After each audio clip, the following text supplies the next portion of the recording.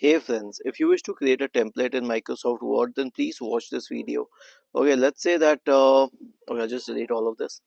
Let us say I insert an image here, pictures, this device. Okay, I'll find some image here. I will add this image. Okay, so let's say that I want to make a template out of this. That whatever I add, whatever I write, my picture should be at the top right corner, top left corner. So I'll click on File.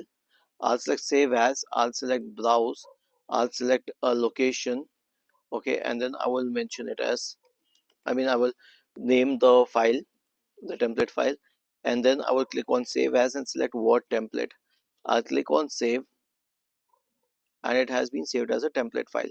Now, whenever I want to create something that uses my face as a template, okay, I will simply open this file here and I can use it as a template. Okay, so that's how it can work. Was this helpful? If yes, then please subscribe to the channel. If not, then let us know in the comment section of the video on how we could help you further.